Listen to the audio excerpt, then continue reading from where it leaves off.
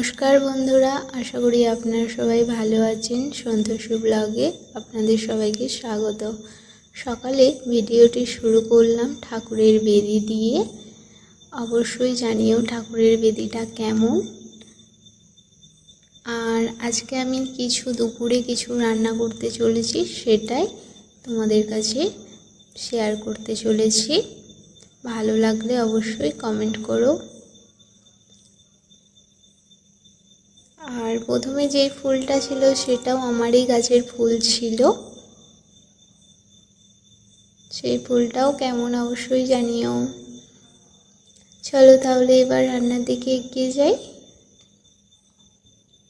প্রথমে চাল নিয়ে নিয়েছি, চালটাকে ভালো করে ধুয়ে ভাত বস করিয়ে দিলাম। ভাতটা এদিকে ততক্ষণে হচ্ছে, আমি এদিকে সবজিটাকেও কেটে নিলাম। শসা, আলু আর তার সাথে নিয়ে নিয়েছি করলা।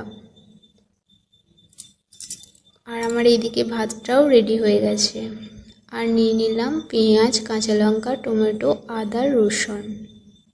প্রথমে কড়াতে তেল দিয়ে ভালো করে করলাটাকে ভেজে নিলাম। ওই তেলের মধ্যে জিরে ফোড়ন দিয়ে দিলাম, তার সাথে পেঁয়াজটাকে হালকা ভেজে শসা ডাঁটা, আলু দিয়ে দিলাম, ভালো করে ভেজে নিলাম। ভাজার পরে আদা, রসুন, কাঁচা লঙ্কা, টমেটো, নুন দিয়ে ভালো করে ভেজে হলুদ গুঁড়ো, লঙ্কা গুঁড়ো, জিরে গুঁড়ো, ধনে গুঁড়ো দিয়ে কষিয়ে জল দিয়ে জলটা মরে যাওয়ার পরে করলা দিয়ে নামিয়ে নিলাম। করলা আলু সবজি রেডি।